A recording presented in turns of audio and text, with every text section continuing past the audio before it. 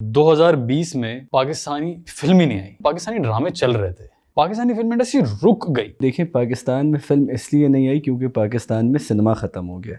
आपका cinema Indian film के बगैर नहीं चल सकता। सिनेमा अगर आपको रिवाइव करना है, आपको दिखाना पड़ेगा कि बॉलीवुड है आपके पास। लोग समझ रहे थे सिनेमा बंद है कोविड-19 की वजह से, खुले होते तो क्या चलाते यार। या बहुत डार्क बातें कर रहे हैं यार। मैं आने वाले ज़मानों से डर रहा हूँ फराज कि मैंने देखी हैं आंखें उदास लोगों की। आप कभी अपनी बहन, अपनी बेटी से ये पूछें कि जब उसके रिश्ते का सिलसिला हो रहा होता है, क्या उसे अच्छा लगता है शो पीस की तरह एक ट्रेड रैक करके अंदर आना? जहर लगता। हुकूमत पाकिस्तान एक ऐसे मुल्क से जिससे आप इन अ स्टेट ऑफ वॉर हैं, उस मुल्क के डिजिटल प्लेटफॉर्म से आपका कंटेंट हटवा सकती है।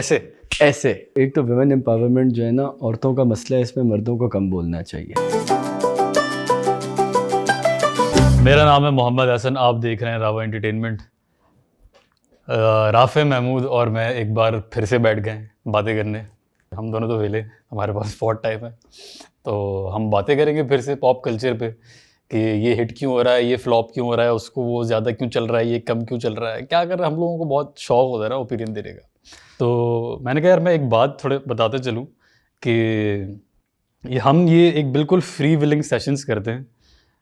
हमारा किसी फिल्म, ड्रामे, pop culture, artist, singer, actor, film maker, किसी को कुछ भी टारगेट करना या एक मिल बांट के ये समझ जहन बना लेना कि भाई आज इस पर हम दोनों का ये ओपिनियन बना के बात करनी है, ऐसा कुछ नहीं है। मैं अगर इनकी किसी बात से इत्तेफाक नहीं करता तो मैं ऑन कैमरा वो आपको इख्तिलाफ नज़र आएगा, ये नहीं करेंगे तो आपको इनका भी नज़र आएगा। और अक्सर कुछ टॉपिक्स मैंने भी नहीं बताता, कुछ टॉपिक्स इन्होंने मुझे नहीं बताए हुए होते, वो हम इसी वक्त बात करते हैं, बात से बात निकलती है। और उसमें जो ऑर्गेनिकली पर्सपेक्टिव कहीं मिल जाता है तो मिल जाता है, नहीं मिलता तो वो डिसएग्रीमेंट पे भी ख़त्म हो जाएगा। तो मुझे ये बात क्लियर करनी थी कि अभी हम बस एक ये फ्री विलिंग सेशंस कर रहे हैं और करके देख रहे हैं कि कितना हमारी ऑडियंस कनेक्ट करती है, कितना पॉप कल्चर पर डिस्कशन सुनने का जहन है लोगों का, कितना इंटरेस्ट ले रहे हैं। तो वो आपके फीडबैक से, गालियों से, तारीफ से सबसे पता लग रहा है कि क्या चल रहा है। तो अभी तो हम आए हैं, ये बातचीत कर रहे हैं, तो ये बात क्लियर करनी थी मुझे। ओके जी, राफी भाई, thank you so much again for accepting our invitation and showing up. No problem. Thank you so much. It was a pleasure last time because of the freedom that you provide. I hope जिन लोगों ने आपको comment करके ये तमहीद बांधने पे मजबूर किया है वो आपको मज़ीद कदगने लगाने पे मजबूर ना करें। बस और मैं कुछ नहीं कह सकता। सबसे पहले सबसे इम्पॉर्टेंट बात जो मेरे नज़दीक है, मुझे नहीं पता लोगों के लिए कितनी है, दुनिया में कितनी है, उससे बात शुरू करते हैं। 2020 में पाकिस्तानी फिल्म ही नहीं आई। पेंडेमिक था, है, ठीक है, पूरी दुनिया ने झेला, सही है, नुकसान हुआ और सब बहुत सारी चीज़ें बैकफुट पे गई, लेकिन पाकिस्तानी ड्रामे चल रहे थे, शूट भी चल रही थी, नए भी बने, प्रोजेक्ट गए भी, भले थोड़ा नुकसान हुआ लेकिन चला। पाकिस्तानी फिल्म इंडस्ट्री रुक गई। एक आध कुछ जनवरी फरवरी में बहुत ही इररिलेवेंट सी फिल्म आके चली गई। आई होप मेरा कोई इररिलेवेंट से कोई मैं बुरा नहीं मानना चाह रहा, मगर वो उनका इम्पैक्ट नहीं था कोई, वो फिल्म नहीं थी। और जितना भी बड़ा सिनेमा आना था ईद पे, उस पर वो पूरी दुनिया ने, इंडिया ने और इंटरनेशनल मार्केट्स ने OTT पे डील्स की, बहुत बड़ी बड़ी डील्स हुई। नेटफ्लिक्स ने, अमेजोन ने बड़ी लिफ्ट कराई इंडिया को, बाकी दुनिया को। लेकिन पाकिस्तान का ऐसे लगा कि नहीं भाई, तुम लोग सिनेमा पे बेच दो पहले फिल्म, फिर देख लेना जो बचा कुछ हो, तुम्हें हम बड़ी डील भी नहीं कर सकते। तो लेट्स टॉक अबाउट दिस। यार इसमें दो पहलू हैं। देखिए, पाकिस्तान में फिल्म इसलिए नहीं आई क्योंकि पाकिस्तान में सिनेमा ख़त्म हो गया। ठीक है, ख़त्म हो गए। जी जी जी। देखें, मोदी की हुकूमत आई, इंडियन फिल्में आपने रोकी। आपका सिनेमा इंडियन फिल्म के बगैर नहीं चल सकता। फवाद चौधरी अगर ये देख रहे हैं, मैं उनसे भी रिक्वेस्ट करता हूँ, जितने बड़े बड़े चीते बैठे में जो अपने आप को कल्चरल पॉलिसी के माहिर कहते हैं, सिनेमा अगर आपको रिवाइव करना है, सिनेमा अगर आपको सिनेमा को रिससिटेट करना है, घुटते हुए सिनेमा को थोड़े से ऑक्सीजन लेवल्स देने, ऑक्सीमीटर पे आपको दिखाना पड़ेगा कि बॉलीवुड है आपके पास। तो सिनेमा इंडस्ट्री को तो कोरोना का एक्सक्यूज़ मिल गया था, it was dying anyway. Because देखिए, मैं बताऊँ, एक बड़ी इंटरेस्टिंग चीज़ है। लोग समझ रहे थे सिनेमा बंद है कोविड-19 की वजह से, खुले होते तो क्या चलाते यार। नहीं तो कुछ 8-10 फिल्में जमा हो गई। नहीं चलती भाई, मैंने आपको देखे हमेशा बताया है कि बॉक्स ऑफिस को रन करने के लिए you need film every 2 weeks, और बहुत खींच लें तो एवरी 3 वीक्स, ऑल्दो 2 वीक से ज़्यादा अनलेस इट्स अ ब्लॉकबस्टर आपकी फिल्म की अब पुल नहीं रहती। ठीक है ना, वो golden jubilee, diamond jubilee, silver jubilee के ज़माने चले गए, वो सिर्फ कुछ बूढ़े लोगों के नॉस्टैल्जिया में रह गई है वो चीज़। It's irrelevant. इतनी बड़ी फिल्म पॉलिसी का डिस्कशन हुआ, वज़ीर आज़म उस पर जाके बैठे, इससे पहले बहुत सी पॉलिसीज़, मुझे नहीं पता डिस्कशन। एक फिल्म पॉलिसी के ऊपर वज़ीर आज़म ने कहा कि जी हमें इसके इश्यूज़ लेने चाहिए, जिसमें फिर बिलाल मकसूद ने एक वीडियो भी बनाई कि म्यूज़िक इंडस्ट्री को क्यों नहीं ये प्रेफरेंस दी जाती, जो कि एक बहुत अच्छा ज़ाविया था। खैर हम उसमें बाद में आएंगे। तो मैं इन सब चीज़ों को एक डिटैच व्यूअर की तरह देख रहा था। इस तरह की कम से कम 3 पॉलिसी मीटिंग्स का पहले मैं पार्ट रह चुका हूँ। एक गवर्नर हाउस में हुई थी, एक उससे पहले फिरदौस आशिक अवान जब इंफॉर्मेशन मिनिस्टर थी, तो हमने I was a part of the team that drafted Pakistan national film policy. Okay. कि सिनेमा को किस तरह, और उसमें हमने सारे क्लॉजेस लिखे थे कि जो एक नया शॉपिंग मॉल खुलेगा उसमें मैंडेटरी होगा कि एक सिनेमा हो, इस तरह इंसेंटिवाइज किया था अपने इंडस्ट्री को। कीनियन फिल्म पॉलिसी पढ़ी, इंडियन फिल्म पॉलिसी पढ़ी, चाइनीज़ फिल्म पॉलिसी पढ़ी, जैसे रिसर्च का काम होता है कि यार लोगों ने अपनी इंडस्ट्री कैसे बनाई, हम ऐसे बनाते हैं। ये एक प्रोसेस थी। वो हुआ, हज़ारा किलिंग्स आ गई, that never went on the parliament floor, पर वो बहुत से लोगों के ईमेल में अभी तक वो प्रेजेंटेशन पड़ी हुई है। ठीक है, तो मेरा ये बात थी कि पीएम आए, उन्होंने सिनेमा इंडस्ट्री के उस पर बात की, सब कुछ किया, लेकिन इस वक्त बात कोविड की नहीं है।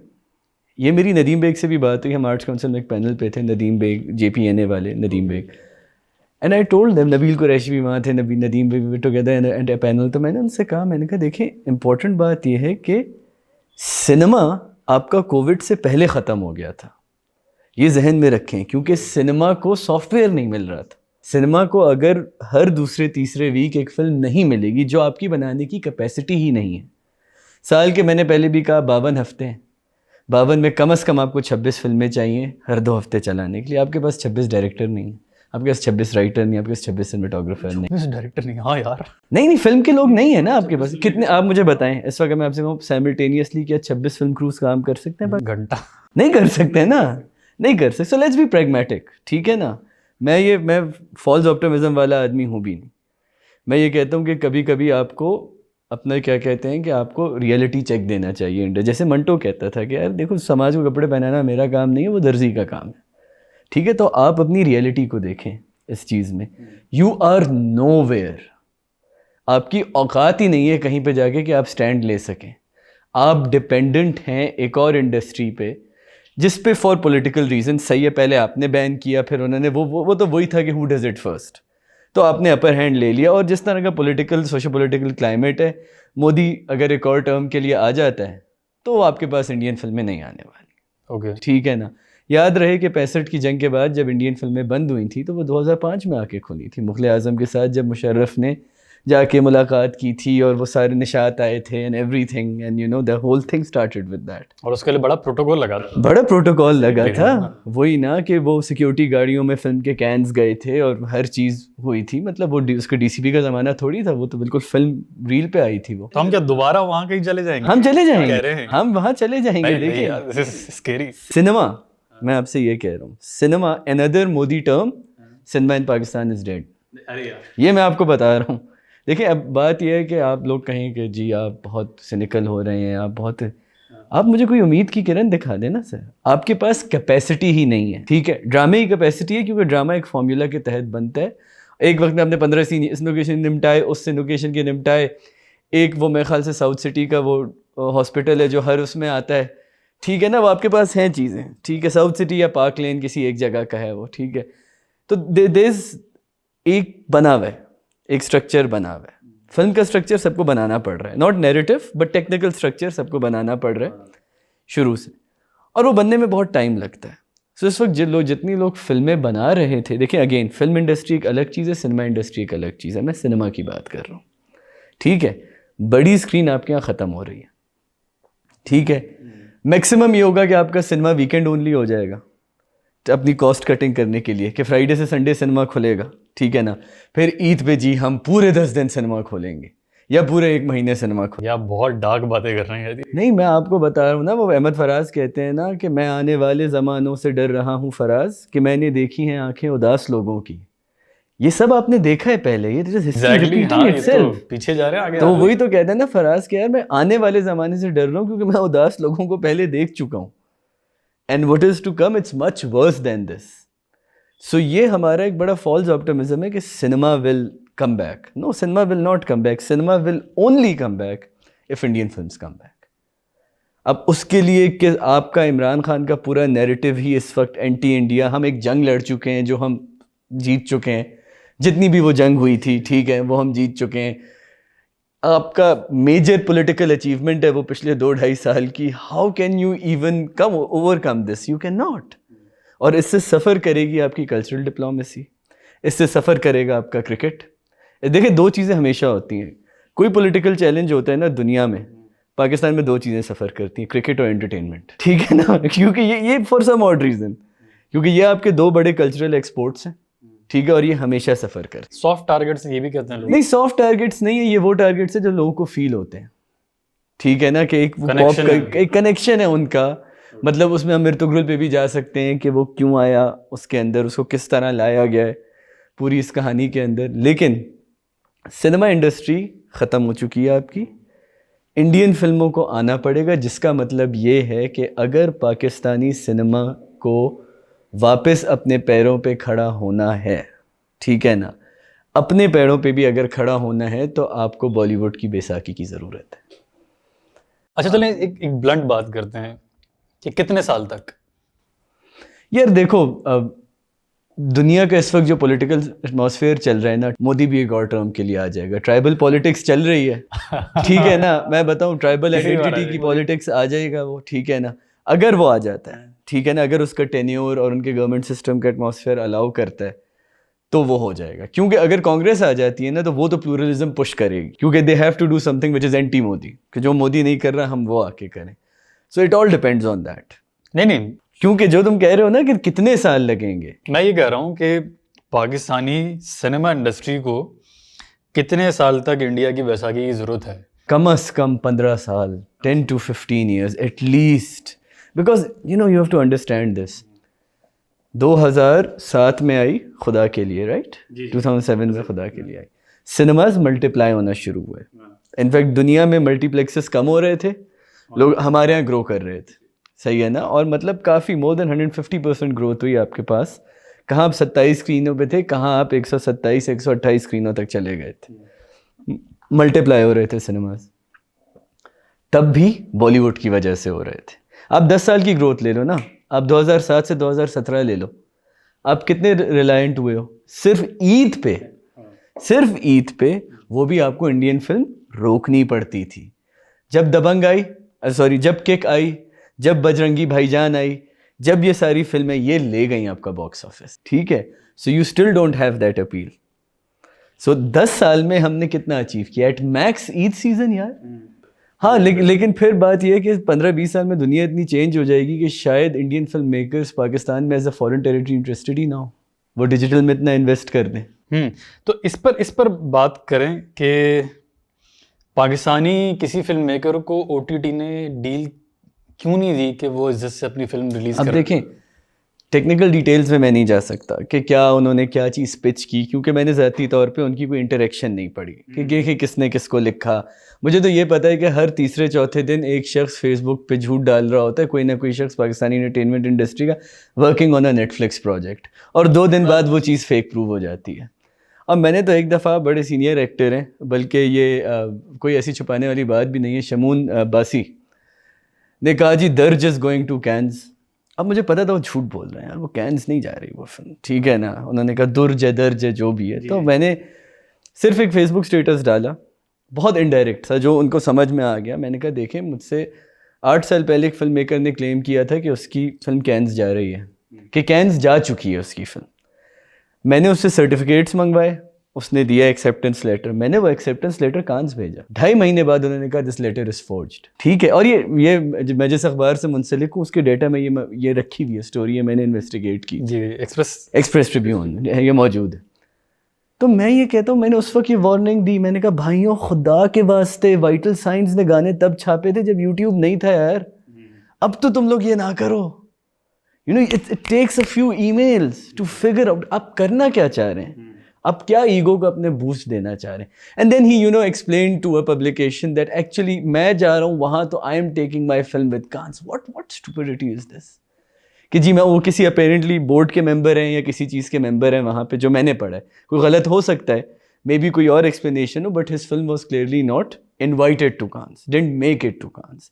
अब वो कि आप जगह एक किसी चीज़ के मेंबर हैं तो आपने कहा जी मैं अपने साथ अपनी फिल्म भी लेके आ रहा हूँ. कांस में वो ऑप्शंस भी देता है ना वो आपको, कि वो आप सेलेक्ट नहीं हुए होते, आप स्क्रीनिंग कर सकते हैं. तो दो चीज़ें, या तो Shamoon Abbasi played really well कि उन्होंने पब्लिकेशंस को ऐसे कन्विंस किया कि film is going to Cannes, which is very smart of him.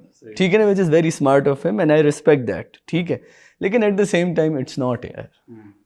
तो मैं ये कह रहा हूँ कि एक तो जो नेटफ्लिक्स वाला वो है ना, हर दूसरे तीसरे दिन लोग क्लेम कर रहे हैं कि नेटफ्लिक्स है, OTT है और मेरी अमेज़ॉन प्राइम से बात हो रही है और मेरी लेकिन किसी ने फिल्म नहीं खरीदी आप. यार देखो एक मसला है, मैं तुम्हें एक सिंपल सी बात बताऊं. फॉर अमेज़ॉन प्राइम और Netflix you are just an extension of the Indian market यार. आप कोई इंडिजिनस मार्केट नहीं हैं, आप उसी शक्ल के लोग हैं, वही ज़बान बोलते हैं, उसी तरह की कहानियाँ बताते हैं, मोरलेस उसी कल्चर से इंस्पायर्ड है. हाँ, फ़र्क ये है कि आपको एक तरफ से ईरान लगता है, एक तरफ से अफ़गानिस्तान लगता है, तो आपके पास थोड़ी सी न्यू रियलिस्ट कहानियाँ भी आपको मिल जाती हैं. ठीक है, जो आपको पाकिस्तानी ड्रामा जिस वजह से स्टैंड आउट करता है, ट्रीटमेंट अपनी जगह, एग्जीक्यूशन अपनी जगह, लेकिन एक बड़ी रौनक आती है अक्सर स्टोरीज़ के अंदर. तो मैं एक फॉरेन प्रोड्यूसर अगर हूँ या एक OTT प्लेटफॉर्म का ओनर हूँ, मैं क्यों करूँगा पाकिस्तान के लिए एक अलग मार्केट यार? हाँ, आपको इंडियन मार्केट की एक्सटेंशन मिल जाए, पर क्या आपकी हुकूमत एक्सेप्ट करेगी वो? This is the question. I think Pakistani cinema की और पाकिस्तानी फिल्म की और पाकिस्तानी डिजिटल कंटेंट की सबसे बड़ी अचीवमेंट होगी कि अगर उसे इंडियन कंटेंट की एक्सटेंशन बना दिया जाए. इससे बड़ी आपका कोई स्पेस नहीं है दुनिया में, कोई आपका कल्चरल डिस्कोर्स में नहीं है, एटलीस्ट फिल्म और उसका. म्यूज़िक एक सेपरेट डिबेट. आप वही ज़बान बोलते हैं, वही मोटिव्स हैं यार. बस अब आरती नहीं उतारते जाते हुए अम्मा आपके सर पे दुआ फूकती है यार. ज़बान वही है आपकी, और आप कुछ कर भी नहीं रहे कि आपकी आइडेंटिटी नजर आए. नहीं. देखो पता है बात क्या है, ये आइडेंटिटी का सवाल बड़ा तल्ख सवाल है. आपकी जो आइडेंटिटी है जो 74-75 साल पुरानी है. इससे पहले आप मोरलेस एक लोग थे, ठग करके गोरों ने एक आर्बिट्ररी लाइन लगाई है. और ये जो मसला है ना शनाख्त का, ये हर यंग नेशन स्टेट के साथ होता है कि जी कॉलोनियल प्रोजेक्ट आया, जो फैसले 10 साल में होने थे वो 2.5 महीने में हुए, ठक इनको अलग कर दो यार. अब आप you are force to imagine कि जो लाहौर से उस तरफ अमृतसर के जो लोग हैं वो आपसे मुख्तलिफ हैं. How can that be? Yes, maybe in the 70 years that have passed, कोई थोड़ी सी चीज़ है कि इवॉल्व कर गई हो, क्योंकि आपकी एक लाइन लग गई, आपने वहाँ से वहाँ के लोगों से इंटरेक्ट किया. और जब आप ये नहीं तस्लीम करना चाहते ना कि आप उसी कल्चर की एक्सटेंशन है, तो फिर आप एक एंड से इर्तुगरुल गाजी लगाते हैं बॉलिंग कराने के लिए, और एक एंड से अलिफ शफक लगाते हैं, 40 रूल्स ऑफ लव, कहते हैं बिस्मिल्लाह जी ये आपका नया कल्चरल डिस्कोर्स. और उससे एक नए तरह का कल्चरल कन्फ्यूजन की खिचड़ी बनना शुरू हो जाती है. जो लोग इंडिजिनियसली मेजॉरिटी इंडियन हैं और कम से कम दूसरी तीसरी जनरेशन में जाके कोई ना कोई उनका जानने वाला मोतीलाल, चुन्नी लाल, अविनाश या मोहित ज़रूर होगा, वो अपने आप को तुर्क समझ के तलवारें हिलाने लगते हैं शादियों पे. ना कर भाई, ना कर यार, ना कर भाई. यार यहाँ वो शादी वाली वीडियो लगा देना वो जो लोगों ने जो ठक यार, मतलब दिस इज रिडिकुलस.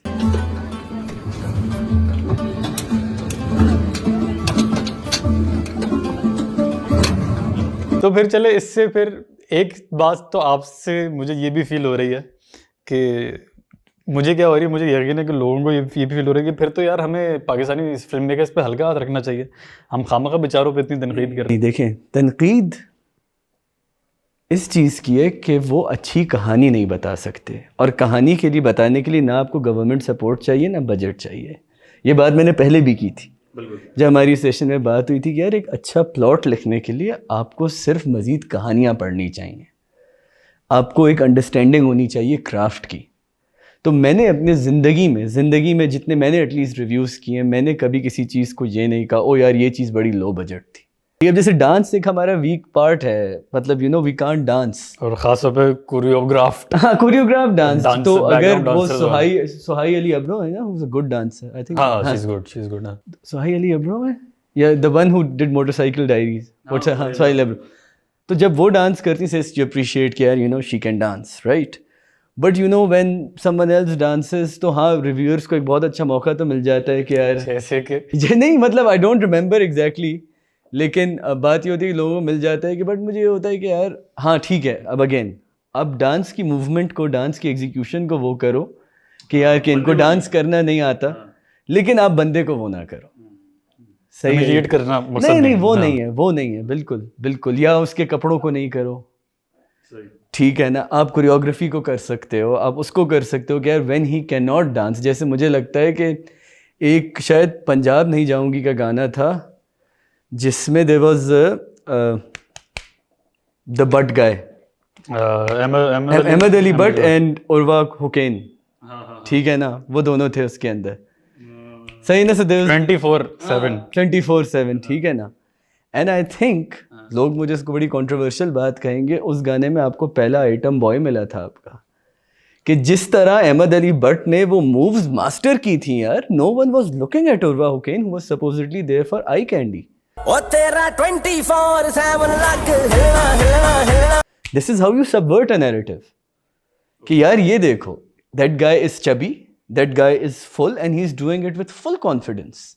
बिल्कुल बिल्कुल। तो मैं ये कहता हूँ कि जो हल्का हाथ रखने वाली बात है, हमें बजट्स पे नहीं कमेंट करना चाहिए, हमें प्रोडक्शन स्केल्स को नहीं जज करना चाहिए, लेकिन अब जैसे मैं ये कहता हूँ कि यार अगर जब आप इतना ज़्यादा इन्वेस्ट कर रहे हैं उसके बाद भी if you are taking something very shallow out then maybe it is worth criticising. तनकीद अपनी जगह, वो अपनी जगह जायज़ है, वो अपनी जगह जायज़ है, लेकिन वो बड़ी अजीब तनकीद होती है कि आप शुरू करते हैं एक बॉलीवुड के मास्टरपीस से और उसी चीज़ों से। और मुझे तो अक्सर लगता है कि बॉलीवुड की भी बहुत सी फिल्मों के अंदर बड़े प्लॉट के, मतलब लुटेरा is such A terrible film. मैंने वो देखी और मैं देख रहा हूँ पूरी दुनिया और रणवीर सिंह की perform, that film could have ended in 1 hour. अब बाद में पता चला कि वो एक छोटी सी कोई शॉर्ट स्टोरी है एक लीफ के ऊपर बेस्ड, जिसमें आपने 2.5 घंटे की फिल्म बना दी है। तो वो वाले प्रॉब्लम्स जो है ना आपके इंडिया में भी हैं। इट्स नॉट दैट कि अगर कोई मेरे इंडियन फिल्म के रिव्यूज़ पढ़े तो बोलता है कि यार क्या मतलब इसने इसकी फिल्म को ऐसे रिव्यू दिया हुआ है। तो इट्स नॉट जस्ट दैट कि कि मैंने कोई नबील कुरैशी की फिल्म को या नदीम बेग की फिल्म को या किसी को क्रिटिसाइज किया है। इट्स द सेम, सबके लिए बराबर है, सबके लिए बराबर है। और देखें अगेन आइडियाज़ और उनकी एग्जीक्यूशन के लिए आपको पैसे नहीं चाहिए, ये आप जहन में रखें। सही। ये आप मतलब फ़लस्तीन में ऐसी ऐसी फिल्में बनी हैं, मतलब मैं ईरान की तरफ तो नहीं आ रहा ना, वो तो एक है न्यू रियलिस्ट सिनेमा का पीक, ऐसी ऐसी फिल्में बनी। पैराडाइज नाउ आप देखें यार, be surprise to watch that film. तो नहीं यार, और बड़ी ब्लीक पिक्चर ही है पूरी सिचुएशन की। आपने 15 साल का, मैं अगले टॉपिक पे मूव करने से पहले बोलना चाहूँगा, मैं जब आप बोल रहे थे और मुझे सोचने का मौका मिल रहा था सुकून से, तो मुझे एहसास हुआ कि यार ये तो 15 भी आप हल्का हाथ रख रहे हैं, एक्चुअली लगता है 30-35 साल कहीं नहीं गए। 5 साल में फैसला हो जाएगा, मैं आपको बात बताऊं, फैसला 5 साल में ये फैसला हो जाएगा कि 30 साल के नहीं, बता क्या है, देखो कि if India is going back to the conventional theatre format, ठीक है ना, तो पाकिस्तान की मार्केट इस वक्त कलेक्टिव मार्केट कहीं आपको नई दिल्ली जितना बॉक्स ऑफिस दे देती है पूरी पाकिस्तान की मार्केट में लाके। So it's like one big city for you. वो भी आपने ज़्यादा बोल दिया, दिल्ली में भी ज़्यादा थिएटर है, हमसे तो ज़्यादा ही। बहुत अगर आप ऑप्टिमिस्टिक हो ना तो मैं एक बात, एक रैंडम अंदाजा लगाएं कितनी स्क्रीन्स होंगी दिल्ली में? यार नहीं, मैं इस तरह मुझे याद नहीं है मैंने लास्ट फिगर्स कब देखे थे, but yes there will be more than there are in. चलो मैं ढूंढ के इधर लिख देना कि दिल्ली में इतनी स्क्रीन जितनी भी है वहाँ पे, पाकिस्तान में कितनी है? हाँ नहीं, पाकिस्तान में तुम देखो वेरीफाई कर लेना, I think we had crossed 130। I think we had crossed 130। Web series Pakistan में कभी तरक्की करेगी, आएगी? यार पता है क्या, देखो आपके पास कोई चॉइस नहीं है, और ठीक है ना कि मतलब ड्रामों के अलावा कुछ बनाने की नहीं, मतलब आपके पास कोई और चॉइस नहीं है, तो OTT की तरफ ही आपको जाना पड़ेगा, ऑनलाइन प्लेटफॉर्म्स की तरफ ही आपको जाना पड़ेगा। और मज़ेदार बात यह है ना कि वो हर पस्ता कद माशरे की तरह, हर ऑर्डिनरी सोसाइटी और ऑर्डिनरी क्रिएटिव इंडस्ट्री की तरह आपने भी डिजिटल को तब चुना when there was no other choice.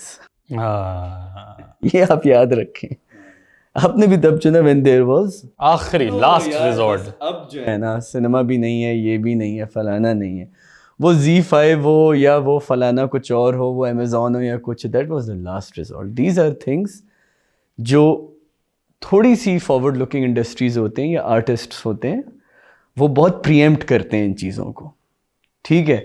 अब वो वाली बात है कि आप मतलब देखें, केक मैंने देखी लंदन में, और इतनी एग्रेसिव मार्केटिंग हुई हुई थी केक की यूके के अंदर, that I was like wow.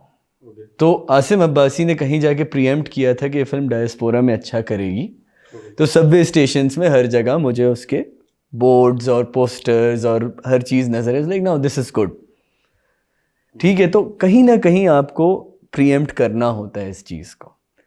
एक ये वजह या ये वजह है कि हमारे आर्टिस्ट हुकूमत से और आपके इस्टेब्लिशमेंट से इतने डरे हुए हैं कि कोई भी फैसला करने से पहले वो कहते हैं कि यार हुकूमत बीच में नहीं आ जाए, क्योंकि बड़ी इंक्रीजिंगली कंजर्वेटिव गवर्नमेंट बनती जा रही है, जो आपकी वो है एटलीस्ट कल्चरल पॉलिसीज़ के लिए, कि अब अचानक सब कब खुलना शुरू हुए OTT के बारे में, जब अनाउंसमेंट हो गई कि जी हम एक अपना OTT प्लेटफॉर्म ला रहे हैं, पाकिस्तान ला रहे हैं ना अपना OTT प्लेटफॉर्म। नहीं, फवाद चौधरी ने अनाउंस किया है। बताए लोगों को क्या। नहीं, पाकिस्तान, फवाद चौधरी ने अनाउंस किया है कि पाकिस्तान का अपना OTT प्लेटफॉर्म आ रहा है।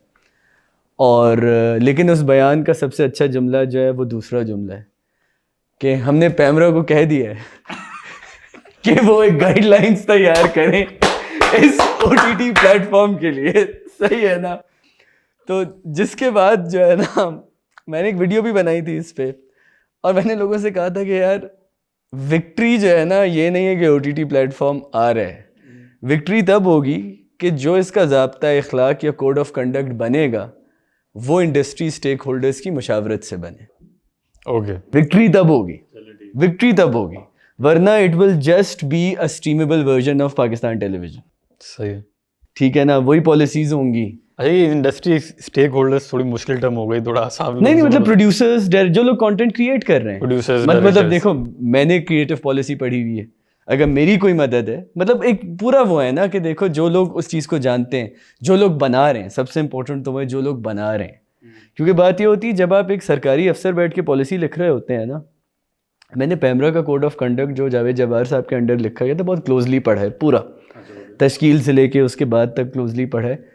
वो बड़ा सिस्टमेटिकली बनाया गया था कि आपने एकेडमिक्स को हायर किया था जो इन सब चीज़ों के अंदर हर सूबे से एकेडमिक्स थे, और वो आए और उन्होंने कहा जी पॉलिसी एक्सपर्ट्स थे। So it was a very good document, ठीक है।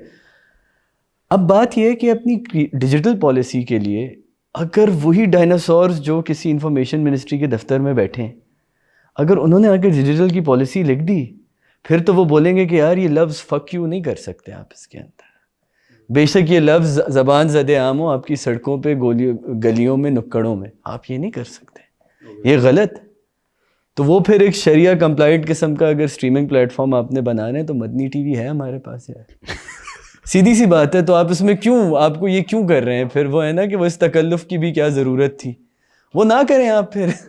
Z5 भी सही चल रहा था फिर। देखिए मैं आपको एक बात बताऊं, चुड़ैल्स बैन हुआ, जी जी जी, एक दिन बैन हुआ, वापस आ गया। लोगों ने कहा yes victory for freedom of expression और हमारी फिल्म वापस आ गई, ये वो फलाना। हाँ, लोगों ने गालियां भी बहुत दी लेकिन। नहीं देखें, गालियां दी जो, लेकिन वापस आने को सेलिब्रेट किया गया। देखें मतलब ओनर्स ने जिनका था वापस आने को सेलिब्रेट किया गया। देखें ये कोई अचीवमेंट नहीं है, ये वार्निंग है। हुकूमत पाकिस्तान एक ऐसे मुल्क से जिससे आप इन अ स्टेट ऑफ वॉर हैं, उस मुल्क के डिजिटल प्लेटफॉर्म से आपका कंटेंट हटवा सकती है ऐसे। सो ये जो है ना, ये वार्निंग है भाई।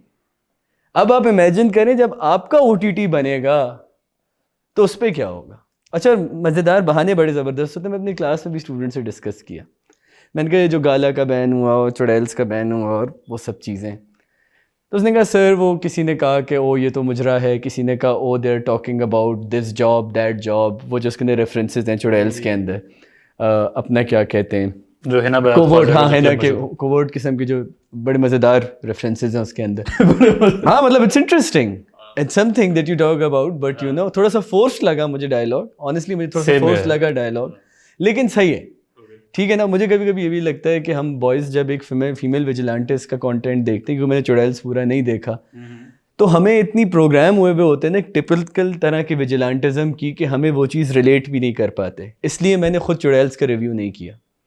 It was a conscious decision for me. बोला मेरी मेल बायस बीच में आएगी। मेल बायस भी नहीं है, तुम्हें पता है हम लोगों को कंटेंट के हिसाब से इस तरह देखी नहीं है। मतलब मैं वैन डैम की फिल्में देख के बड़ा हुआ हूँ यार, ठीक है ना। I am one of those 90s kids. तो वो जब एक एटॉमिक ब्लॉन्ड तक तो मुझे समझ में आता है कि you know there is this hottie and maybe I am looking at because that's Charlize Theron and you know वो चीज़ मुझे एक्साइट कर रही है। बंदी भी बाहर की है, बंदी भी बाहर की है। लेकिन जब अपने लोग वो करते हैं ना, तो ये आप पेट्रियार्की इंटरनलाइज करने की बात कर रहे हैं, या कोई भी आपका इंटरनल इशू जो है ना, तो आपको उस पर थोड़ा सा डिस्टेंस पे होके देखना चाहिए इस चीज़ को, कि maybe you have never been exposed to something like this. जो औरतें जिस तरह बात कर रही हैं, चल करती हैं फिर रही ये हैं, वो, if it is working for the, ये बड़ी ट्रिकी चीज़ है, आसानी से हजम नहीं होता। नहीं। और मुझे इतने लोगों ने कहा, देखो एक तो मेरी काहली है कि मैंने पूरा शो नहीं देखा, लेकिन अगर मैं देख भी लेता मैं उस पर कभी कमेंट नहीं करता। इस वजह से नहीं कि एक मर्द को इस इशू पे बात नहीं करनी चाहिए यार। एक अरसे मेरी अपब्रिंगिंग एक तरह से फिल्में देखने की हुई है। रैम्बो, हाँ, मतलब एक टिपिकल उस चीज की, बैटमैन यार, इवन दैट इज विजिलेंटिज्म, ठीक है ना। Something like that, even something like धुआं, कि you know these a bunch of guys who go and fight something and all, ठीक है। तो मजेदार बात यह है कि जो नोटिस पैमरा ने लिखा, उसने कहा कि public outreach, on public outreach, हम ये चीज़ें बड़ी मजेदार चीज़ है, हमारे यहाँ हर चीज़ पब्लिक आउटरीच पे होती है, ठीक है, लेकिन कभी पब्लिक आउटरीच पे गुमशुदा लोग सामने नहीं आते। पब्लिक आउटरीच से गुमशुदा लोग सामने नहीं आते, मुझे एकदम लगा ये, ठीक है ना, कि चीजें बैन हो जाती हैं, गुमशुदा लोग सामने नहीं आते, एक बड़ा इशू नहीं टैकल होता, एक आउटरीच चल रही है, प्रोटेस्ट चल रहे हैं, वो नहीं होता। पब्लिक आउटरीच का जी ये मुजरा है, अच्छा 4 लोगों ने कमेंट कर दिया। अब थोड़ी सी मैं आपसे टेक्निकल बात करूंगा। देखें, एक चीज़ होती है सोसाइटी के अंदर मिसोजिनी, सोसाइटी के अंदर पेट्रियार्की, ये चीज़ें सोशल लेवल पे एग्जिस्ट करती हैं, लेकिन जब आप उनको बेस करके एक स्टेट डिसीजन लेते हैं ना, then you are institutionalising patriarchy. वो खतरनाक है, वही हो रहा है। Then you are institutionalising misogyny. कि अगर 4 लोगों ने ये कह भी दिया, इसका मतलब ये कि कल को कोई जाहिल अवाम आए कुछ भी कहे, तो आप उसको लेके एक स्टेट डिसीजन दे देंगे यार। How ridiculous is that. मतलब इसमें कोई स्टेट की रिट नहीं देखता कि स्टेट की रिट कहाँ गई इस चीज़ के अंदर, अथॉरिटी। तो वो जब आप सारे पॉइंटर्स को देखते हैं ना, तो मुझे लगता है कि एक बड़ा डेंजरस प्रेसिडेंट सेट होगा। आसिम अब्बासी पे मैं चाहता हूँ 2 मिनट हमसे बात करें। बिल्कुल। दिस न्यू गाय जो कि पाकिस्तानी है मगर बहुत बाहर से काम करवाता है, बहुत इसकी फिल्म में बाहर से टीम्स आती हैं, काम करती हैं। केक में हमने सुना था कि वो इंडिया की जो बड़ी फेमस एडिटर हैं, one of my favourite editors Aarti Bajaj, she edited cake, उन्होंने बाहर जाके एडिट की। Z5 का उनका पर सबसे पहले उनकी वेब सीरीज़ बन गई, चल गई, कनेक्शंस बड़े सॉलिड हैं। एंड ये कहना गलत नहीं होगा कि दिस गाय हैज़ समथिंग, कुछ है उनमें। बिल्कुल है, बिल्कुल तो है। कोई बैकग्राउंड पता है उनको? नहीं, देखो एक तो मेरी यूनिवर्सिटी से सोएस से पढ़े, और हमारी पहली मुलाकात सोएस में हुई थी, जब सनम सईद, आमना शेख और अदनान मलिक सोएस में फ़िल्म प्रमोट करने आए, और इत्तेफाकन सोएस ने मुझे कह दिया आप ये सेशन मॉडरेट कर लें। तो फिर मैं इन सबसे बैक स्टेज जाके मिला था, और मेरी पहली आसिम अब्बासी से मुलाकात हुई, मुझे पता चला he is the same alumnus जो इस यूनिवर्सिटी से, शायद वो फिल्म स्टडीज़ के डिपार्टमेंट में थे, मैं क्रिएटिव इंडस्ट्रीज़ में था। तो एक तो वहाँ से एक इनका फॉर्मल एजुकेशन का भी बैकग्राउंड है फिल्म के अंदर। ओके, ये यूनिवर्सिटी का नाम? School of oriental and African studies, university of London. तो वो वहाँ से मैं भी पढ़ा हूँ, वहाँ से वो भी पढ़े। तो हमारी पहली मुलाकात एक्चुअली मेरे कैंपस में हुई थी। और देखो बात ये होता है कि जब आप बाहर रह के आ जाते हैं या काम करके आ जाते हैं, तो आपको ये पता समझ में आ जाता है कि आपको फॉर्मूला तोड़ना कैसे है, कि ये फार्मूला है, दिस इज़ इंटरेस्टिंग, लेकिन मेरे पास इससे मुख्तलिफ काम करने वाले लोग हैं। कि अब जब मैं भी गया तो मेरे पास अब एक नेटवर्क है कि कल को मैं कोई चीज़ कर सकूं, कि यार ज़रा इसके बारे में ये बताओ, ज़रा इसके बारे में ये बताओ, and then the network really helps. So I think he has brought something new to the table. और वो चाहे केक हो, चुड़ैल्स मैंने इतना मुकम्मल नहीं देखा है, लेकिन केक मैंने देखी, एंड आई थिंक बड़ा इंटरेस्टिंग था।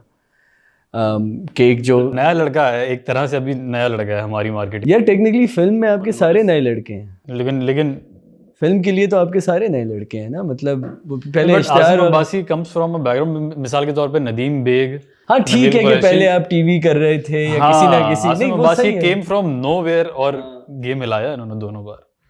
हाँ यार, असल में बात वही होती है ना उसके अंदर, फिर आसिम अब्बासी पे लोग वो कहते हैं मतलब केक वाजंट एज सक्सेसफुल, या वो फिर उस बहस में आ जाती है वो बात। लेकिन आई थिंक लेकिन as a filmmaker, this guy left is- an impression, he हाँ। has left an impression and we all should acknowledge this।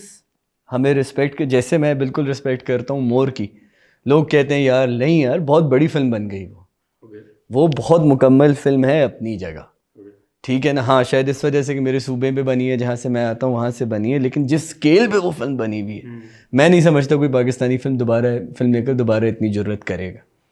तो where you have to give respect, you have to give respect. और मेरा नाम है मोहम्मद हसन, आप देख रहे हैं रावा एंटरटेनमेंट। अगर आपको ये वीडियो समझ में आई है तो प्लीज़ रावा एंटरटेनमेंट को सब्सक्राइब करें, वीडियो शेयर वेयर करें, भेजें आगे पीछे जिधर उधर जिसको भी जानते कर लें सब्सक्राइब, भेज दें। किस बात की कंजूसी है, अगले ने वैसे भी खोल के देखना तो नहीं है, आप भेज दें, क्या परेशानी क्या है। ठीक है सब अमन, गुड।